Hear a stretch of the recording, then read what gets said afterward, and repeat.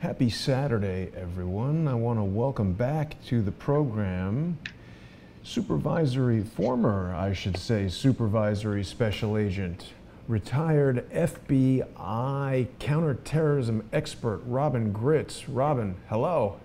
Hello. How are you? I'm well. Good to see you. You're looking lovely this afternoon, sorry. Well, I got a little rest. It was about 105 degrees outside here in Illinois.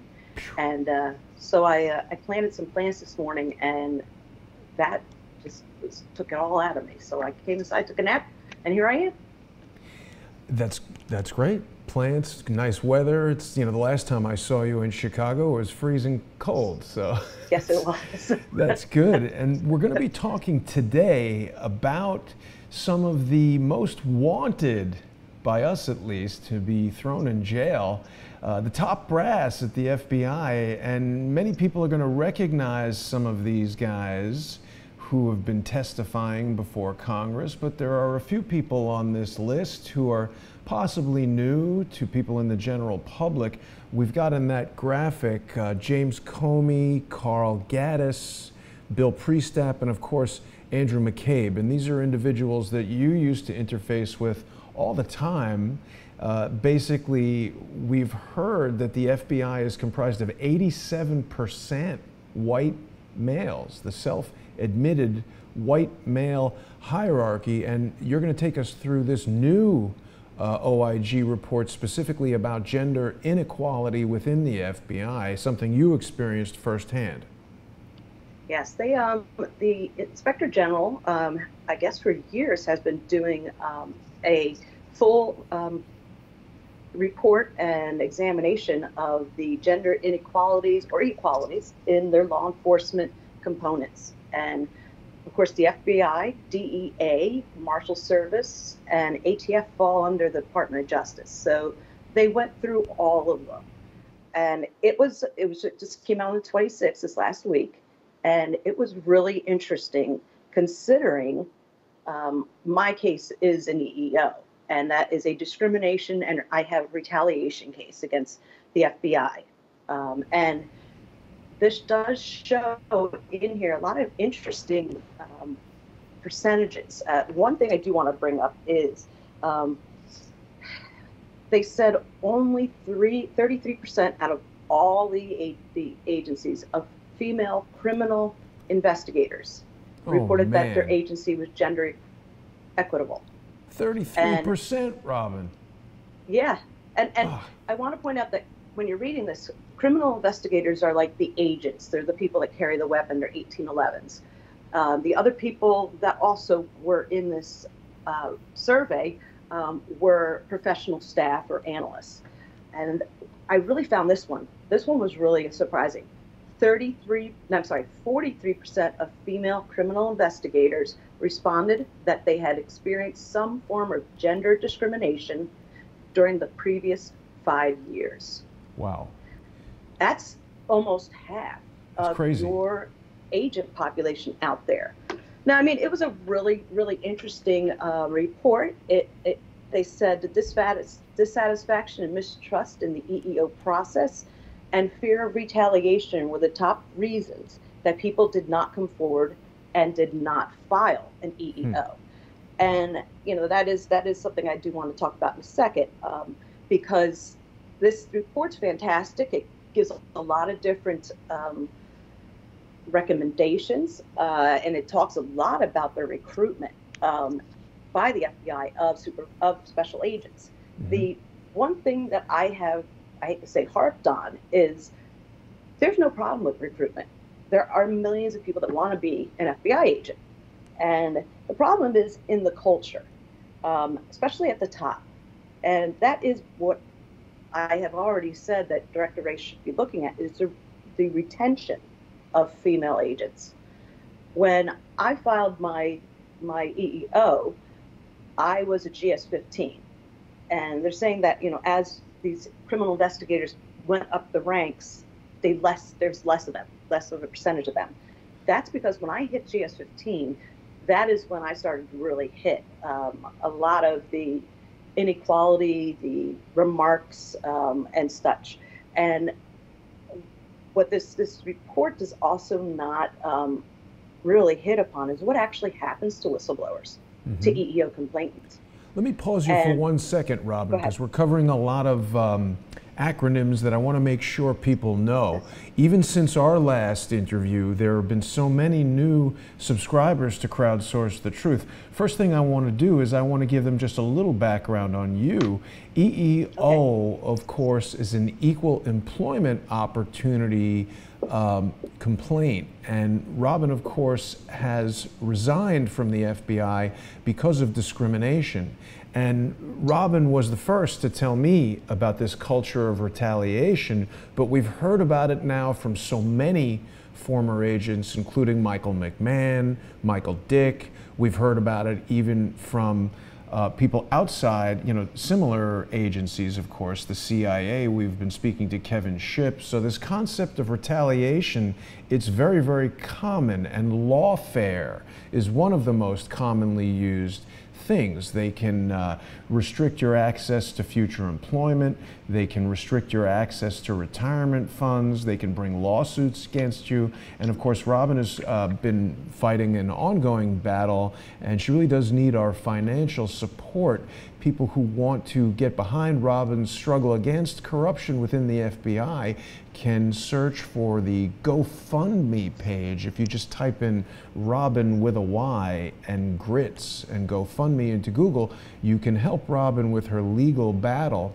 And of course, people who want to follow Robyn on Twitter, she is there at VA Bell 2010, and Robyn is tweeting a lot of important issues related to FBI misconduct and just the general goings on in the government, issues that are important to female law enforcement agents and whistleblowers of either gender, any gender for that matter.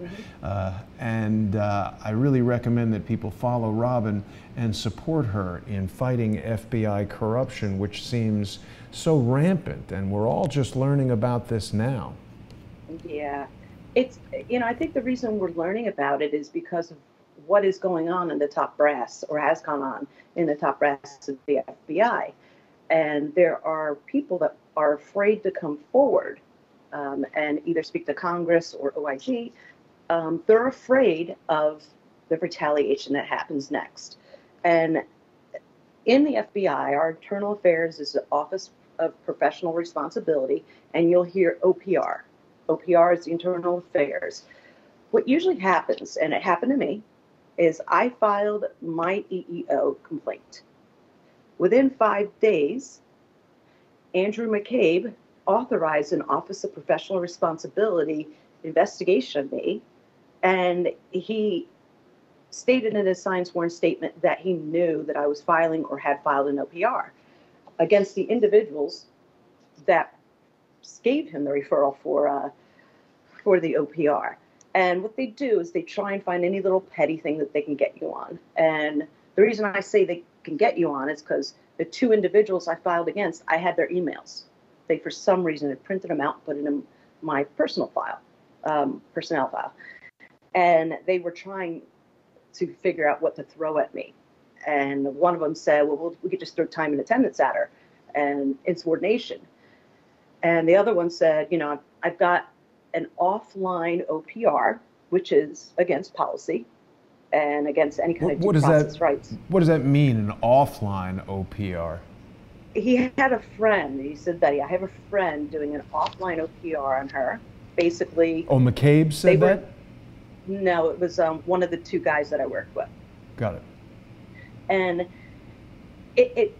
when I read it, I said, well, I used to be in the inspection division that actually works with OPR to investigate anything that happens in an internal affair. And that's against policy. Like that is, he's having someone to use their official position to help him try and figure out what to file against me. And wow. The other guy says this. He goes, just stick with the plan. Wow. So, again, it's just more evidence, Robyn, that these guys are regularly, they're in a regular practice of violating the rules, working Yes. together to push out their opposition, and anyone who is not politically or criminally, let's face it, aligned with their agenda is in the line of fire. Yeah, it's really interesting because I had worked with Andy McCabe since 2005 in the counterterrorism division, and we ended up a lot of times being in the same unit or the same office. We both were at Washington Field office together. He was my assistant special agent in charge. I was the supervisory special agent over extraterritorial counterterrorism. Very, very busy squad. And we had some issues when I was at Washington Field, just disagreements, but I thought we had worked through that. From what I do find after I've been out 6 years waiting for anything with my EEO. That's another thing people raise, how long the process is. I have found out that the retaliation against me by Andrew McCabe himself, he proactively libeled me on official documents. He went to a career board and slandered me. I had been selected for a job in the counterintelligence division. And he went there, and according to someone at the meeting, they just were surprised how venomous he was about talking about me. So you got to wonder, because shortly after I resigned, and I resigned when they were actually proposing me for termination, and my health had suffered. I had no money left. I was going to lose my house. Legal fees were outrageous. I just decided that I had to resign in order to save my health. I was getting pretty ill. I have diverticulosis, which a lot of some people will know. Can be very anyway, dangerous. I just, he proactively went after me. So that happens a lot. I mean, it was a personal thing, I think, with me and him. Mm-hmm. And, maybe I was too honest, and he wanted to get me out of the way. Right. To do the rest of his antics, including going after Michael Flynn, who was the first person to actually speak out in support of me.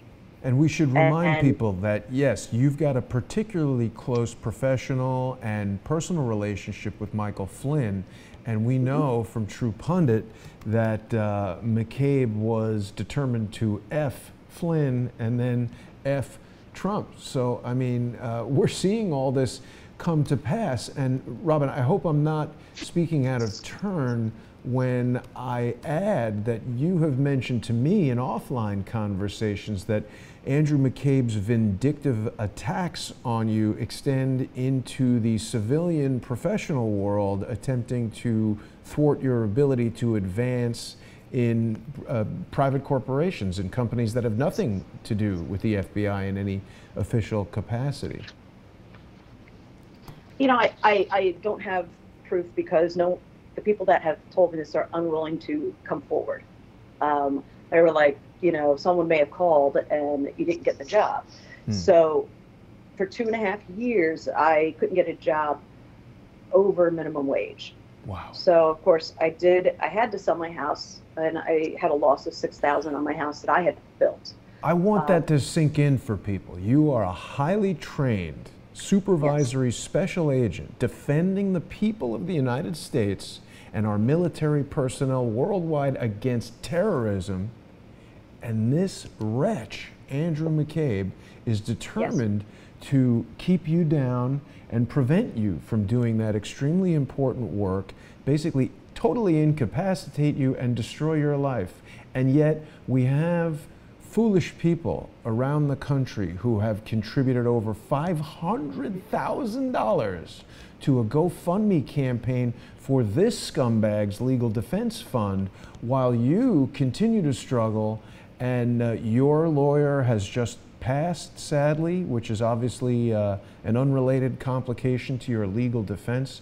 Robyn really needs our support. I want to call on everyone in the crowdsourced community to go to her GoFundMe page and really consider becoming a sponsor of Robyn's GoFundMe campaign and helping her to stop this kind of activity. Pointing it out is one thing, but we just can't have people like Andrew McCabe and this culture of retaliation, particularly against whistleblowers. People like Robyn and honest agents within our alphabet agencies are so important because we just don't really have any kind of official watchdog over these agencies. And we can see now from these OIG hearings and everything that's been going on the past week in Congress that when these powers are left unchecked, they just run rampant and they can destroy our whole country.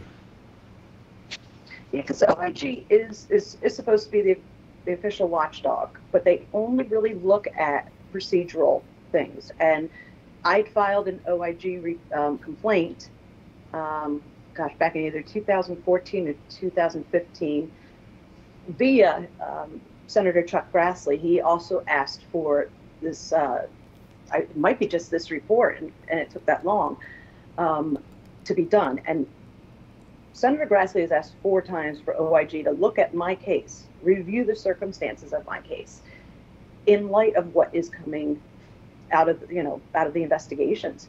And that's why I think it's important that this came out at this time, because people need to realize that this is happening. There's Chuck Grassley. He's been fighting for whistleblowers forever.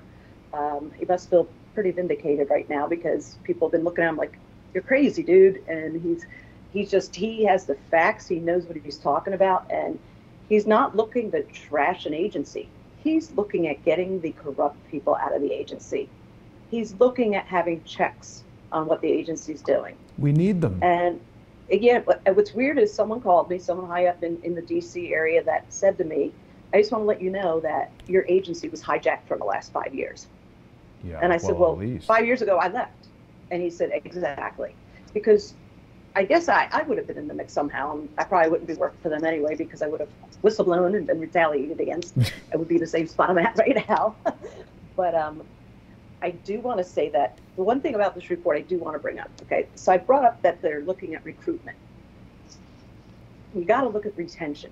You got to ask, why are these female criminal investigators not going up into the GS-15 or into the SES ranks?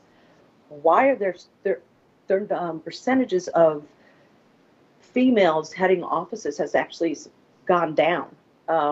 There was a really interesting statement by the, I want to find it, I have it right here, the ATF director. And it was something to here it is. Okay, no, that's not it. Something to, it's great and all to have great recruitment, but we got to make sure that these criminal investigators feel welcome and advance in their career. And, it just, to see that 43% in the last 5 years have experienced gender discrimination was really upsetting for me to see. And I got to ask, what is the enforcement behind this? Because I know years and years ago, Senator Grassley asked in a couple different cases, okay, we found out that this individual, this woman, female agent, was retaliated against. What has been done to reprimand those that retaliated against her, those who discriminated? And at the time, nothing. And I could say that's the same way it is now. Wow. They get away with it. They walk away, and it is, OPR does have in their table of offenses retaliation and discrimination. They have the ability to do that. But they've been historically a tool for the FBI brass to be used against against whistleblowers, as you see in my case. Right. I kept bringing it up. I brought in documented proof that, here's the emails. Right. They were like, yeah, we don't want to look at that. This is what they don't want to be slowed down by evidence, Robyn. That would be no.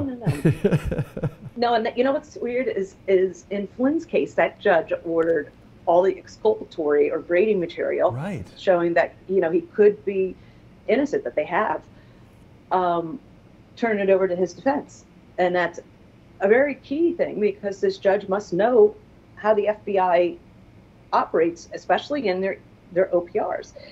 The thing that we commonly find is they don't include the exculpatory information.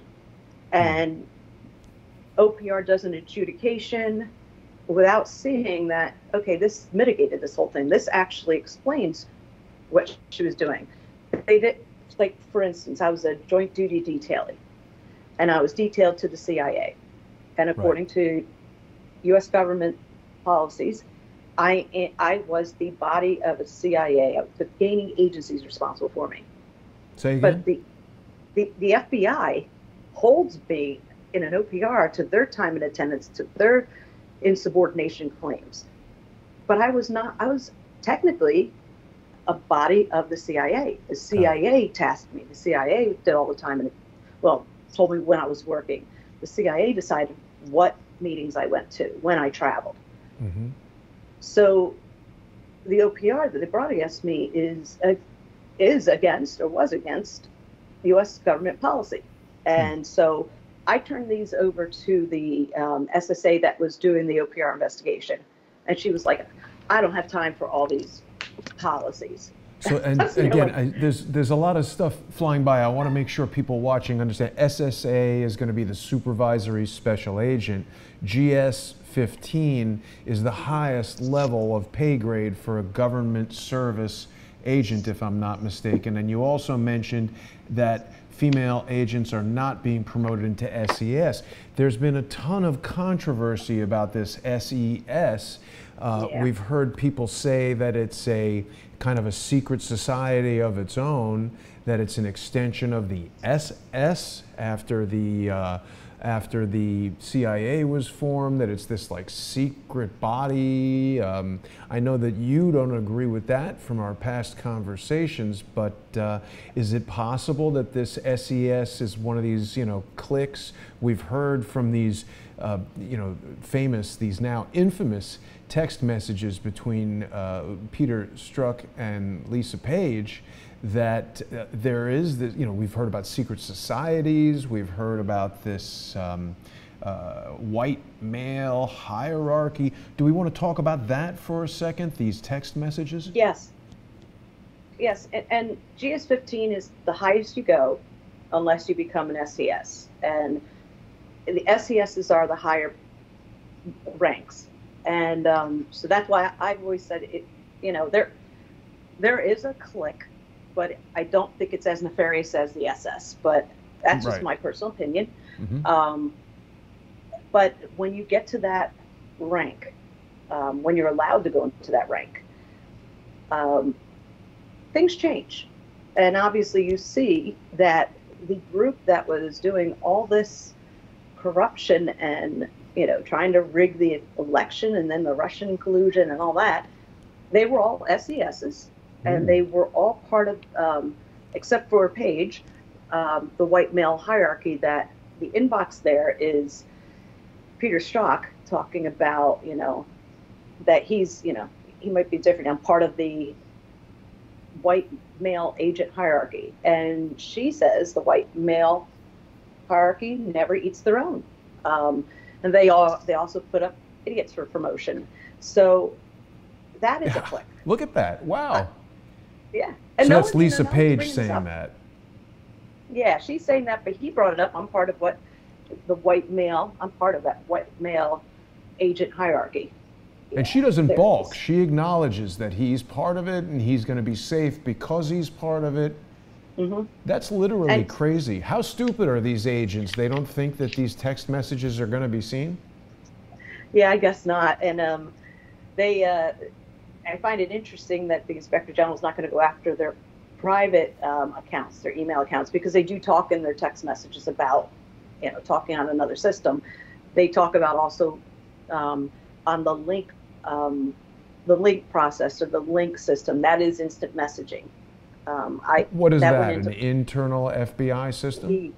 Yeah, it's an internal FBI. Microsoft actually does it, and it's instant messaging.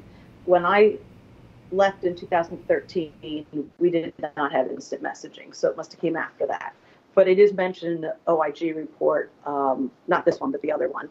And, I don't know if they were reviewing the link for instant messaging and online meetings. I don't know, because they did talk about going over to link and discussing it further, discussing something further. So I'm hoping that they do have those, at least those instant messaging.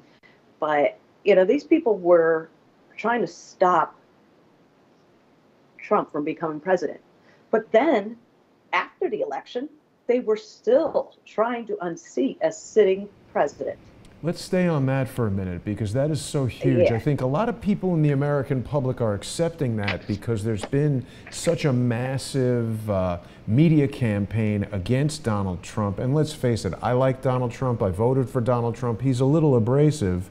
And there are people who dislike him, and so they accept this kind of behavior. They want the FBI to act illegally to do whatever they can. I mean, we see famous comedians depicting the president decapitated. This is shocking stuff. If we found out that a bunch of white male hierarchy, SES people within the FBI were colluding and collaborating to prevent Barack Obama from becoming president, I mean, that would be shocking and people would not accept it. But yet somehow this is okay. Most people, or a lot of people, have no issue. Yeah, what I find interesting is the same people that have no issue with the FBI doing this also like to refer to Trump supporters as Nazis. And I'm sitting there going, okay, these are a bunch of white male agents and possibly Page. They were having off-site secret meetings, and some people gave a lot of crap to Ron Johnson about bringing that secret society up. But I mean, that was just bad wording. But our sources have told us that they were meeting off-site behind the back of executive management being the director. They were the executive manager, but I know when they met, when Ray was already director. It was the Sunday, I believe the Sunday before Andy McCabe had to do his 7.5-hour testimony.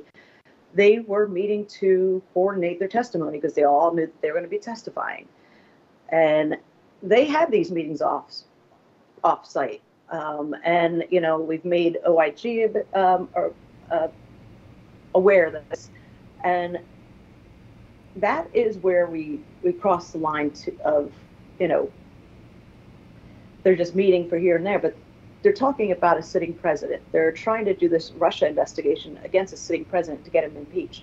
Well, I want to go back to something you just said. Sedition, right. So you're saying they're meeting to coordinate their false stories. And did I understand correctly that you're saying Christopher Wray was the director at the time and was aware of this? No, he didn't know. That's what scared me. It was led by Andy McCabe.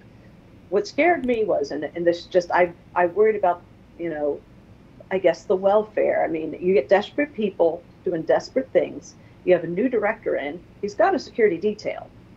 But of course you got all these agents meeting up to talk like this. And the one person that's probably in their way of continuing what they were doing was Christopher Wray. And, we have no information to say that he was part of these off-site meetings or even knew about them. We didn't hear Comey come up as well. So I'm unsure if Comey knew the exact how much everything was being done behind his back. And, he has his problems and he's done his stuff. But I have said since the beginning when he got fired that he was handed up by Andy McCabe on a silver platter. And now we're starting to see McCabe's attorney characterizing Comey as, almost senile and goofy and stuff. And they call him goofy? Thinking, like, I'm sitting there going, you know what, that's going to bite you in the butt because, the man is not, he may not be acting like everyone would be expecting him to. I'm not fond of him. I never worked for him, but I'm not fond of how he ran the FBI. Mm-hmm. But I would say that, still, to be saying things like that just to save your own client, he's digging himself a really big hole, Mr. McCabe and his attorney. And, I just think that people have got to realize that there are still people in the high ranks of the FBI that were part of these secret meetings. And they are still there. They have not been fired. This is very upsetting to those of us that were in the FBI and still some current FBI agents and employees. Why are these people still employed? And I think you're talking now about Carl Gaddis, Bill Priestep. Yes. And not only that, Strzok is still getting his paycheck. Right. He's suspended with pay. Right. That never happens. And then also to have 3 FBI attorneys with him when he goes up to Congress to testify, telling him not to answer certain questions. What are they trying to hide? Right. We want the truth. The American people want the truth on that one. Now, let me ask you a question, Robyn, that you may or may not know the answer to. Of course, in your capacity at the, before you left, towards the end of your career, you've told us you were a liaison between the FBI and the CIA. And of course, Kevin Shipp has told us in great detail how so many operations in the CIA are so heavily compartmentalized that even agents within the CIA are specifically blocked from knowing what's going on. Yes. Is it possible that Peter Strzok carried some dual role with some other secret agency, and that's why he's being so protected, that he's there in the FBI to somehow control the operations of the FBI? I was a detailee, and yes, there are, you can have certain clearances, but there's also going to be information that's compartmented. That means only a small group of people are allowed to know what's going on. I had actually been in some of those before, and I also have actually asked not to be because I would see just down the road there's going to be a leak on this one and it's going to end up with the press, and I don't want to be any part of that. So leave me. I'm not authorized to be in that folder. Now, I know what you're talking about, Peter Strzok. He brings up he got a coin from Brennan, and he says it's signed. I don't know how you sign a coin. Let me see, I have something here. And the coins that you're talking about are these sort of almost like special ID. Okay. The coins are sort of like a special identification thing from some of these. There we go. Yeah, this is from the Weapons of Mass Destruction Directorate in the there, GS-15, and this was our. Whoop, you're freezing up there a little bit, Robyn. I think it's possible someone doesn't like these highly secretive coins being shown on Skype. Robyn, can you hear me? What happens sometimes is, can you hear me? Yeah, we lost you there for a moment when you started showing the coin, very oddly. That's weird. You know what it is? I think it is actually my headphones, but these coins are metal, so signing them are tough, but sometimes people will have something engraved at the bottom, like this one.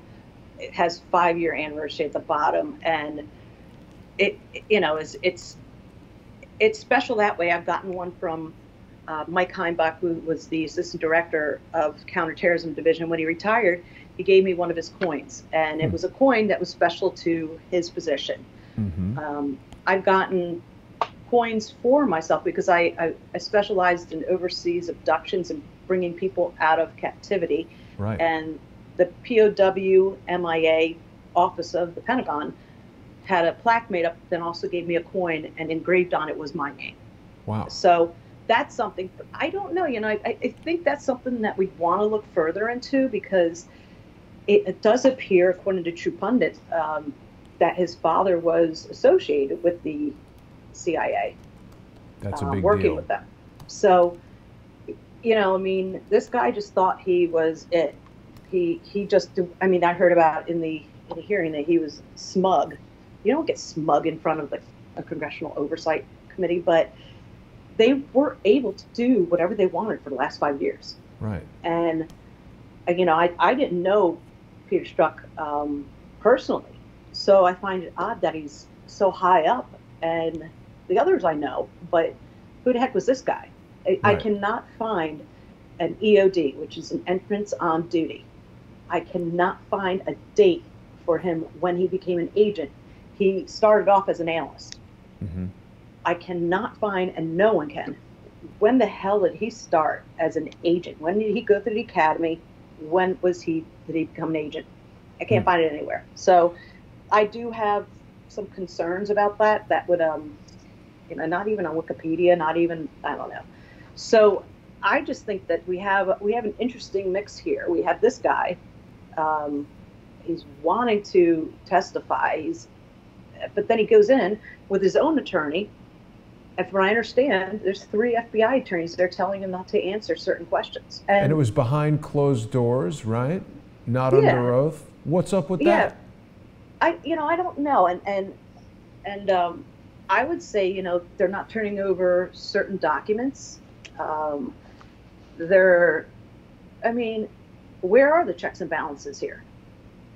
What's going on? And so if Peter Strzok is some kind of super secret insert from some other agency, and we've heard that there's, 17 of these secret, intelligence agencies, that's really troubling. I think people need to be more aware that we've got these unelected agencies with people who have no oversight. They're doing whatever the hell they want.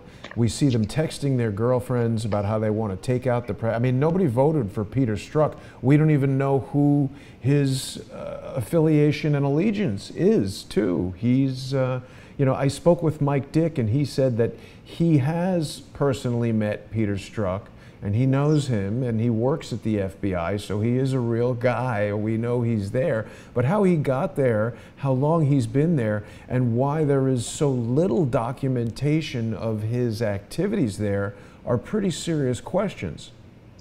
Yeah, and how he moved so quickly up the ranks to be a deputy assistant director. That would mean he had to come in around my time coming into the FBI. Came in a year after McCabe. I actually sat next to Carl Gaddis in the academy, Gaddis Gritz. So we came in 1997. I was in a lot of the front offices when I was in the Weapons and Mass Destruction Directorate that I had the coin for.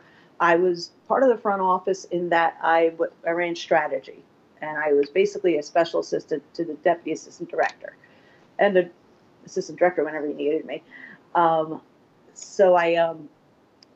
can still hear me, right? Yes. Okay. So I knew a lot of the people that were moving up and moving around, and I kind of they were my peers. Mm-hmm. But it's just where did he come from? Out of nowhere. Now, we haven't heard that much about Carl Gaddis. He's the National Security Executive Assistant Director at the FBI. Yeah. That sounds pretty important. Yeah, he's over pre-step. He's just under he reports to the deputy director. Mm-hmm. So he's right in there with Andrew McCabe. Yeah, him and McCabe were roommates in law school. Mm. They've been best friends for over 30 years. McCabe is more, and this is how I describe to people, McCabe is more of an emotional person, more of a person that's going to show, emotion. Carl, no. Carl's very cool. He doesn't show, he's like, you can have a total straight face and me telling you, I hate you. But Andy, Andy has, you see, like, just that intense. Smolder. Yeah. And, but they've been best friends for over 30 years. And so when you look at the time frame when different investigations were going on, one of them was over it. I joke that they share the same brain because they've been friends for so long. And I don't mean it to be in a negative manner, but just how close they are. Right. And I didn't see anything in this last report that jumped out at me about Carl. So I just, if he wasn't involved, then fantastic for him. But I do find it pretty questionable. And I do know that he was mentioned to be at those offsite meetings. And so, you mean this new report from June 26th about gender equity in the Justice Department's law enforcement components? Yeah, well, the one I was talking about just a second ago was the one that came out, the big, the main one leading up to the election. Got it. Yeah, that's where he's not, because he wouldn't. I mean, I don't think anyone was pointed out here. And I did find the statement the ATF director made, and I kind of like this, because the acting ATF director said that it was important to diversify the agency, but he further stated Diversity is not enough. People have to feel they are included in all aspects of the component. He hits on the part of retention. That's retention. That person knows exactly what I'm thinking of. I mean, I probably would have moved up and gotten an office and you know, hopefully would have been Philadelphia because I love the Eagles. But, you know, I'd have a tough time in Dallas, I know. But it's just that this group that was at the top of the FBI working together, and it's upsetting to a lot of us. We want people to know that this is not what we were part of. That's not what I joined for. And I hear from current agents who are out in the field every day, something new comes out. And they are just like, oh my gosh, what else did they do? And these are agents out in the field that had no clue that these investigations were going on. Because if you notice, it's the same people doing those investigations. Peter Strzok, McCabe, you got Page. And then all of a sudden, I know that Trey Gowdy brought this up and others brought this up in hearings this week. Then they moved over to the Mueller investigation. Right. So, you know, that's interesting too. We've heard from a lot of people. Charles Ortel has spoken about this. Kevin Shipp has spoken about this, that there really seems to be a tightly controlled crew of people who they can have doing these, let's call them sensitive investigations, where there seems to be a pretty clear motivation to control the outcome. And it also seems to coincide in the case of Robert Mueller, James Comey. These are guys who are later getting incredibly lucrative positions at companies like Lockheed Martin, DC law firms. There's no shortage of ways to pay these guys out, not limited to employment. I mean, in the case of Andrew McCabe, perhaps that immediate $500,000 GoFundMe thing was some way of secreting a payment to him to get him to, you know, keep silent or do whatever. I think, Robyn, you know that GoFundMe is generally not jacking up to $500,000 immediately. You've had your GoFundMe campaign running for 6 or 7 months now, and it's only at 36,900. Oops, look at that, 933. Oh my gosh, this number has got to change, Robyn. Quinn Michaels is going to have a heart attack if he sees 36,933. It's a lot of encoded 9-3s in there. So let's get some people onto the Robyn Gritz GoFundMe page and get that number up. Robyn's really trying to reach 100,000. And it's important for people to know this is not a charity. This is money that's going directly to Robyn. So it's not a tax-deductible 501c3 or anything like that. These are essentially financial gifts to Robyn to help her fight corruption, to help sponsor her legal campaign, her legal defense. And we really want to get behind Robyn and help her in doing that.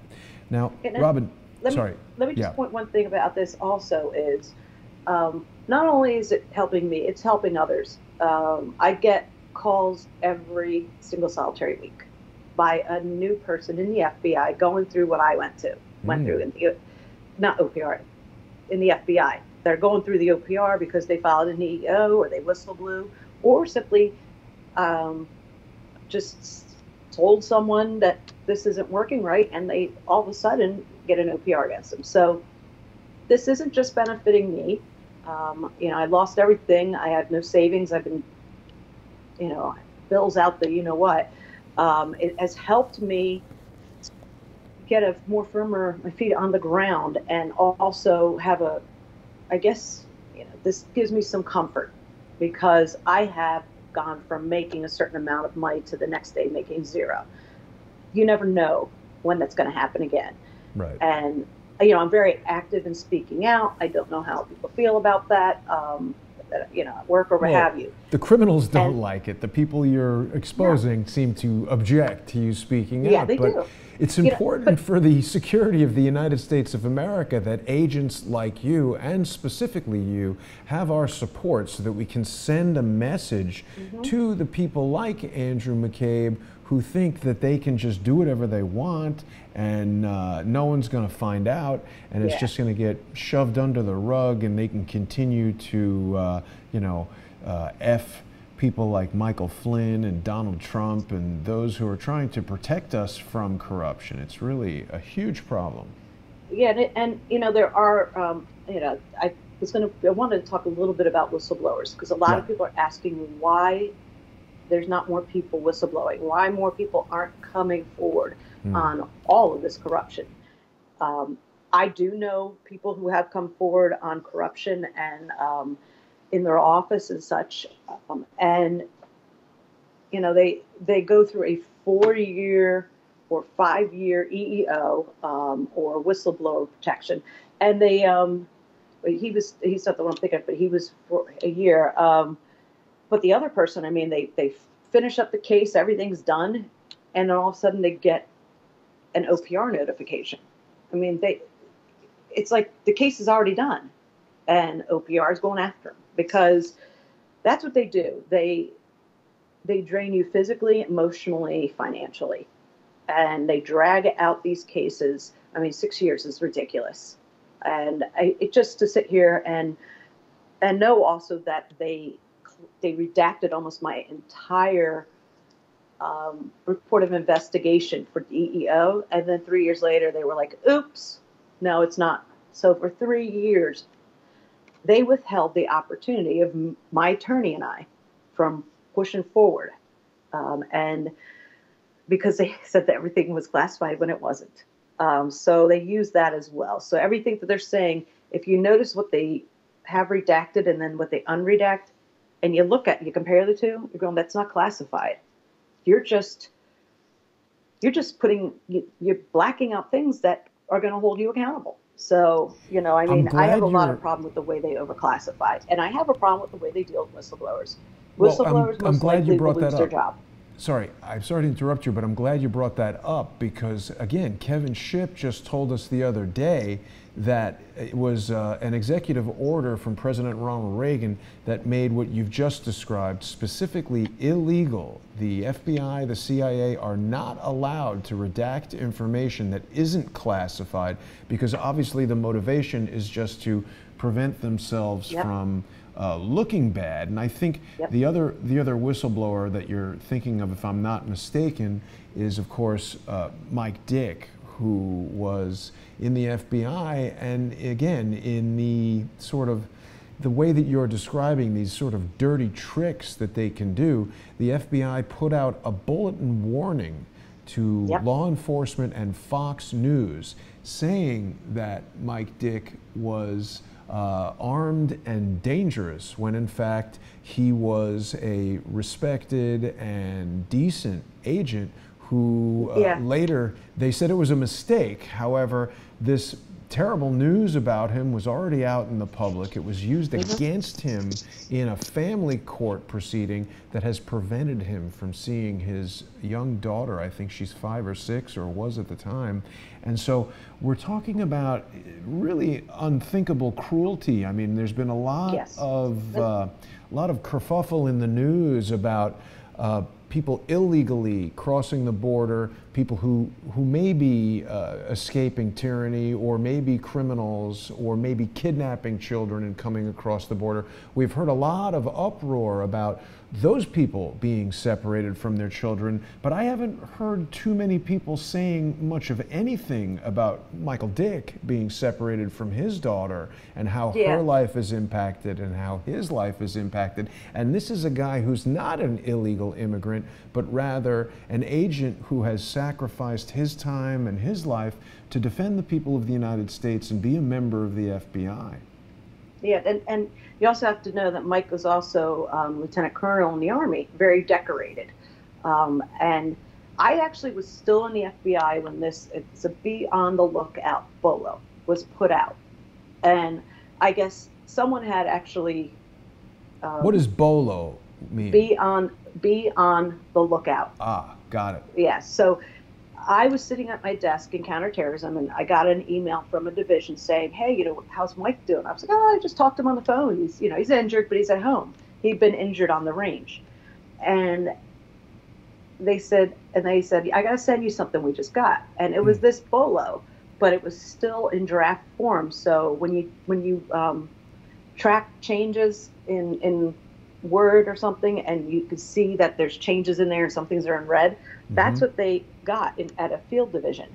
So as soon as I saw that, I called Office of Government Counsel, the attorneys, and said, I'm getting word that this was forwarded to a division, and I'm wondering how the hell this is going out when the gentleman is sitting at home. And I just talked to him. His unit chief, his boss, had just been out to see him. A bolo is when you can't find someone. A bolo, listen to this one. I issued a bolo on Hani Hanjour, who was the hijacker pilot of Flight 77. It took me hours to get that issued. I issued it because we were afraid someone got on that plane with those credentials, and then someone else who might be Hani Hanjour was doing something else. Turns out, we didn't have an issue, but this bolo goes out to each and every law enforcement entity. Every single one. Your local police department gets this. I got a call from Pentagon Force Protection. Do you know this guy? And I said, yes. And he's actually a great dude. He's just home, and he got his hand, he had stitches and everything. But he was, he hasn't seen his daughter in over 4 years. Yeah. And he has the court documents that an FBI agent went to his ex-wife's attorney and to the court and said derogatory things about him, showed him this and that he's, not fit to be near his daughter. Wow. And I don't know how they think, then they lie and say they didn't. His mom had written to them, and they responded saying, we didn't do this. And she's like, really? I've got the documents in front of me. So, like I said, this is a life sentence. This is a life sentence for the daughter and for Mike. They will never have that time back. No, and here's the thing. That bolo was signing a death warrant, because if they're putting out their bolo that he's armed and dangerous and this and that. It's like shoot on sight, right? Exactly.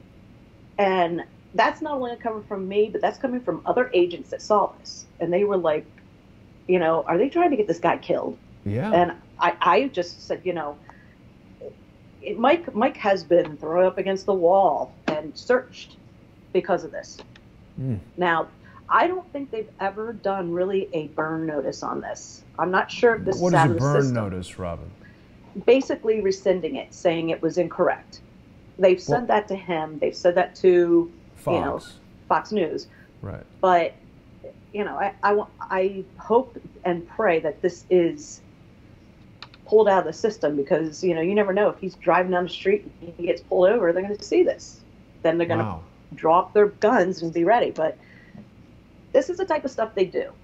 This is the type of stuff they do, little legal stuff that really impacts your private life. And I was talking about a different agent, but Mike and I have known each other since I started. We were in the Newark division together. After I resigned and had absolutely no money, I sold my plasma to get money to eat and to pay bills. Yeah, I was selling plasma, man. Well, I didn't have enough money to pay my electricity. And I came home one day and it was off. Wow. And I called Mike on my cell phone and I said, this is what happened. And he says, all right. He goes, what's your address? And I told him. He goes, hang on. He went and paid that bill for me. And my electricity got turned on. That's the type of person you're talking about here. Someone that really cares. Someone that cares about what happens to people who come under the realm of the Assistant Director Candace Will of OPR. She was schooled by Mueller. She doesn't look for the truth. She looks to try and get anything dirt on you to make you guilty, to justify that.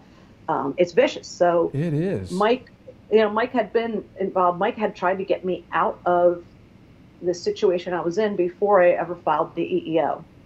And for that, he got questioned by OPR in my case. And they tried to get him to say that I was lying or me to say he was lying. I knew it was a game they were playing. And that's more retaliation. I mean, but you look at people like Mike Dick, you look at people, Jane Turner, took her 9 years to get paid. Whitehurst, Fred Whitehurst, you know, these are people that came forward, God, years and years ago. Well, Jane's more closer to now. And they did the same exact thing. It's like they have a playbook. Right. And I do bring that up a lot. They have a playbook on how they deal with people who, I don't know, air their dirty laundry or actually stand up and tell them the truth. I mean, and this is Candace Will right here, the woman in charge of the No, I don't OPR. think so. Let me see. Oh, it says former FBI agent Kansas. Oh, sorry, that's Different Candace one. DeLong will do something. Yeah. We're She not actually seeing wrote a really good pictures book. of Candace Will. That Candace wrote a really good book about being the victim of discrimination.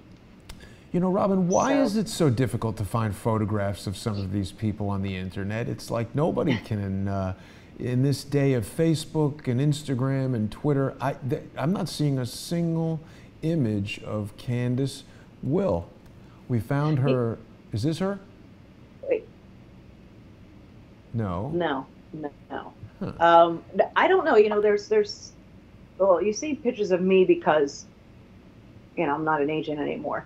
I'm not showing this to the audience, but it's interesting that the only thing we can find on Candace Will is this text document about her being the assistant director in the Office of Professional Responsibility, and she's betraying her sisters in law enforcement, female FBI agents, by kowtowing to this white male hierarchy and carrying out their bidding. And the things that you've just described are absolutely horrible. I mean, we've got here, just in the case of Michael Dick, he is a military veteran, and we've seen other military veterans hiding behind that while they engage in cyber harassment and various other really despicable activities. Now here is a military veteran who should be exalted. He's continued on in protecting the United States by going into the FBI, and the very country that he has sacrificed his personal life and all of his time and his career has turned against him. That's got to be so devastating to him. You know what? When my attorney, I first met him. It's very upsetting that he has passed because he became a friend, and his wife a friend as well. We talked, and he just looked at me and he said, "The worst part you're feeling," he goes, and I'm just because he was an IRS agent actually before he Your attorney was. Yeah, and he said, "Betrayal. You Right. have been betrayed. You Yes. have been through a trauma, the worst kind of trauma, betrayed by what you believed in." Right. And Mike and I have had long talks about this because it is, you know, it's very upsetting because you find out who the snakes are and people that you thought you could trust and people that, you know, you thought were, you know, had your back. Unfortunately, that's not going to happen. People are getting in touch with people like Charles Grassley, like myself, like Nunez, like even Thomas Paine, because they don't know who to trust in the FBI to give information to, because they know damn straight what's going to happen next. They're going to be under OPR. They're going to get their clearances ripped. You know, you have a disagreement with McCabe, and you know I hate that picture. Well, you mentioned snakes, so I just wanted to. Yeah. Pretty good. You put a fine picture up, but you just sit there and you go, what happened? When did this happen? And when did he lose his way? When did, you know, it's shocking to see a lot of the stuff that goes on. And the American people should be demanding that they see. I know that the attorney for Peter Strzok, which is odd, he asked for the transcript of the testimony to be released. And right now, Peter's testimony? Yeah, his own attorney asked for it to be released. And, I just don't want the transcript. I'd like to see his mannerisms, have an eyeball on him and see what's going on. But they are saying there's going to be an open hearing, most likely going to come up. But, it's just you see all this stuff going on in an agency that you loved, you gave your life to, and then they do this. They take it out on you. And what they did to Michael Flynn and what they have been doing to Michael Flynn, yesterday he had a hearing. Mueller needs more time, so they continued it. Mueller needs to pull that charge against him because it was made under false pretenses. It was. And let me pause here for a second, because I do want people to consider that, it's very easy for Robert Mueller to simply delay this matter, but of course, Michael Flynn, he's got to go to court, he's got to pay his attorneys for that day, maybe it's a city that he doesn't live in, maybe he needs a hotel room or who knows what, but every time they do this, it's a couple of $100, it is a major couple thousand, right, exactly, just the travel and hoteling is a couple of $100, getting your lawyers all in there, right, is several thousand every time they do it, and it's exactly analogous to this lawfare that's going on all over the place, and it's just these tiny little, death by 1,000 paper cuts kind of thing. Yes. That is super objectionable. Tom Fitton from Judicial Watch, I met up with him and Chris Farrell and other people in Judicial Watch when I was in town the last time, or second to last time, and I just said, this has just been horrible, and Tom just, leans forward and says the process is the punishment. Right. And I sat there and I looked at him, oh my gosh. And he said, it is the punishment. And it's, what they're doing to Mike Flynn right now. I mean, I know attorneys that I looked at, employment attorneys in D.C., were charging on average $900 an hour. Wow. That's crazy. I mean, I had an attorney in D.C. We didn't see eye to eye, but that's a pretty penny. Yeah, and that's the lawfare aspect, is that they know once they can get you engaged in the process and hiring an attorney, it's just a matter of time. It's the, death by attrition or whatever, drain you of dollars. And that's why the opponents of Crowdsource the Truth are so upset that I've been defending these frivolous lawsuits pro se. Obviously, I'm facing nothing like what you and Michael Flynn and Michael Dick and some of the other whistleblowers within the FBI are facing, but it's the same tactics, and it's important that we keep talking about it, because it's also, even if people don't care about me, if people don't care about you, which I can't imagine, it's an abuse of our legal system. It's costing taxpayers money because the courts need to process this stuff. It's preventing real matters from going through the courts.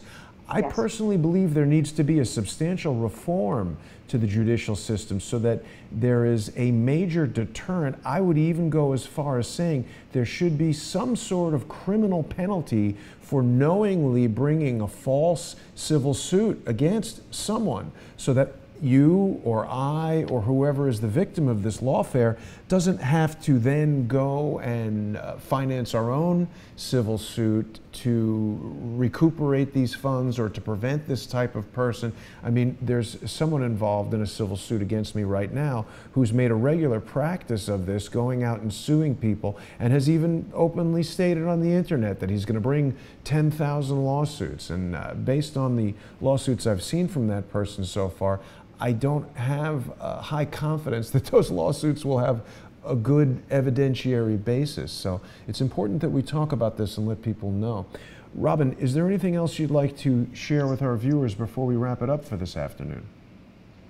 I would just say to your viewers, just realize there's a lot of us that are trying to bring out what is going on behind the scenes. And I specifically am someone, there's me and Louis Free, excellent director.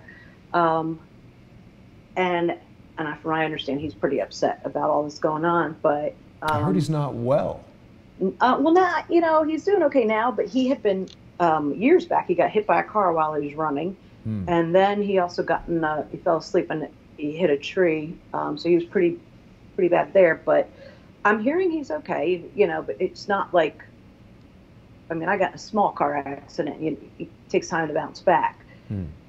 He's still is practicing. He's still doing due diligence stuff. But, I mean, when he got into and became the FBI director, there was a problem before him with discrimination and all this other stuff going on. And he cleaned house. And that's what I expected Ray to do, was to clean house. So what I would say to the viewers is just keep on your representatives. Tell them you want the truth. Get online and find out how to get in touch with your representatives. Right. Support some of these that are running for re-election. Like right now, Congressman Nunes is running for re-election, and there's also a gentleman out in Colorado running against Maxine, whatever her name is, Waters. Yeah. And I have to say I donated to him because I would love to see that woman out of here. Yeah. But just think about who actually represents your interests and who was going to make this country a lot better than what happened the 8 years prior. So, and also, I do want to say if there's, Omar Navarro, if there is anyone out there that has information about this corruption that was going on inside the FBI, but have direct access to it, and are just sitting there and wanting the whistleblower, wanting to tell Nunes or whomever, Inspector General, I know you're afraid of retaliation. I know we've been trying to get Joe Pienka to testify, and the Department of Justice said no. But, people like him, I've been talking with people too. That's why it's good that I have my GoFundMe site to secure legal representation for him and for anyone that may have that valuable information, because, it's needed right now. It's needed for our country. It's needed for General Flynn, and for the Department of Justice or the FBI to say no to him testifying is just not right, because that's the exculpatory information we need. Mm-hmm. That will show. So if you know anyone like that, or direct message me via Twitter or something and let me know, because I'm working with a group that we may very well be able to get other whistleblowers, not just Joe, representation or some help. Right. So, and people can follow Robyn on Twitter. She's VA Bell 2010. You can get the link right there directly to her GoFundMe page. You can message her and share any private information that you might have. And Robyn, I've got to thank you once again for coming on the show. You are so brave, and I'm really so sorry for everything that's happened to you. You've mentioned to me, and I think on the program before, that you're considering a possible future run for Congress. Oh, yeah. I certainly would encourage you to do that. I think we need people like you inside of Congress, and you have a very good understanding for how these agencies work. You're not some person who's just like out there. I don't know what Maxine Waters' qualifications are, but she certainly was not a supervisory special agent in the FBI. She doesn't seem to have been the subject of an EEO discrimination situation. She's just like, whacking Laura Loomer in the face with envelopes and refusing to talk to her. So that's pretty funny. Yeah, Laura's great. Good job, Laura. Yes, Laura's doing fantastic work. So I want to thank you for joining us once again, Robyn, and I definitely want to implore the audience, the people who are watching, if you want us to continue doing this kind of work, to be bringing the stories of people like Robyn Gritz to you, it's very important that you sponsor Crowdsource the Truth. You can do that on patreon.com/crowdsourcethetruth, or you can make a one-time sponsorship payment at paypal.me/crowdsourcethetruth. Probably the best thing that anybody could do is just a $1 per month sponsorship. And what that does is it distributes the cost of traveling around, of doing this show, of having this be my full-time job over thousands of people without any one person having any kind of substantial financial burden. And it prevents the need of having any corporate sponsors that could, sway the flow of information. I mean, Fox News is a multi-million-dollar, multi-billion-dollar organization. Who knows how the FBI exerts control over them, but as Kevin Shipp has told us, the deep state, the corporate, military, industrial, technocratic complex, we really don't want Google and YouTube and all those things to control the monetization of how we receive news. So I think people should support Robyn, support Crowdsource the Truth. I want to thank you once again for joining us, Robyn. Have a great weekend. Have a great 4th of July holiday, and I'll see you really soon. Thank you so much, Robyn. Thank you. See everybody later tonight with Quinn Michaels at 6:30.